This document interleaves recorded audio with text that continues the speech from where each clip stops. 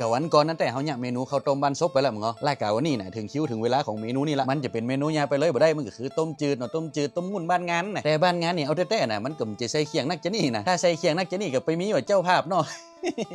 เข้าจีนหมดอะไปแต่วันนี้ผมจะพาไปแปลงให้กำเราใส่เคียงจุกๆไปเลยกะก่อนอื่นเลยนะเขาจะเอาเคียงต้มจืดสูตรต้มจืดเนี่ยไปแจ่น้ำให้กำก่อนเพราะว่าสูตรต้มจืดน่ะมันเป็นของแห้งเนาะระหว่างนั้นเขาก็จะมาตำ3 เกลือมีอย่างพ่องก็จะมีหอมเตี้ยมหักผักป้อมแล้วก็พริกไทยดำพริกไทยขาวได้หมดเอาของ3อย่างนี่นะมาตำส่วนกันเขาก็จะได้3 เกลือละมาเตรียมเคียงเตรียมค้อยอย่างเสร็จเรียบร้อยกับนี่ไปตั้งหม้อขังแล้วก็เอา3 เกลือที่เขาตำตะเกียลงมาคั่วมาเจ้ากับหมูสับหมูบดครับเนาะเขาก็จะคั่วจะพัดไปสักกำสักจำลำเนี่ยคั่วหม้อขึ้นจีนหมูมันสุกเห็นน้อยไอ้กะแล้วก็หลังจากนั้นเขาจะเตรียมน้ำเปล่าน้ำบาดาลน้ำยั้งก็ได้บ่ใช่น้ำยั้งก็ได้กับน้ำสะอาดเนี่ยหลังจากที่เขาเตรียมน้ำลงไปแล้วนะเขาจะปรุงรสการปรุงรสก็จะใส่ซูรสซุปก้อนสัก2 ก้อนเตอีนะหลังจากนั้นก็ท่าขึ้นน้ำในหม้อขางมันเดือดก็จะเอาเคียงเนาะเคียงที่เขาแจ่น้ำแล้วไว้แต่เจ้าใส่ได้เลยแล้วก็เขาจะต้มตุ๋นไปสักกำหม้อขึ้นปลาหมึกแห้งกุ้งแห้งมันสุกเนี่ยหลังจากนั้นกันว่าเคียงอย่างมันสุกดีแล้วมันก็เขาจะใส่วุ้นเส้นแล้วก็ผักครับเนาะแล้วก็ผักที่เขาจะใส่นี่มีอย่างพ่องก็จะมีผักกระปืนก็ว่าขึ้นช่ายนะแล้วก็ผักป้อมต้นหอมแหกกระตะอันนะดับแก๊สปิดไฟก้นสูนกันมันเข้ากันดีๆแหกกระตะเอ๊ะเสร็จเรียบร้อยแล้วหั่นปอดตะเหมาะเติงนั่นเนี่ยผมถึงบอกแล้วต้มจืดบ้านงานต้มจืดที่ถูกต้องต้มจืดในอุดมคติหน้าตามันต้องจะนี่ครับเนอะนี่เนอะ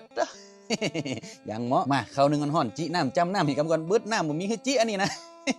แห้งแก๊กไก่มันเอาเถอะต้มจืดจะนี่นะบ่กินกับข้าวก็ได้ตักกินบ่ได้ก็ยังล้ำเนี่ยคนแดดที่ไก่ต้มจืดแบบเดิมๆนี่นะลองเนี่ยลองแปลงต้มจืดจะนี่พอครับเนาะรับรองติดใจแน่นอน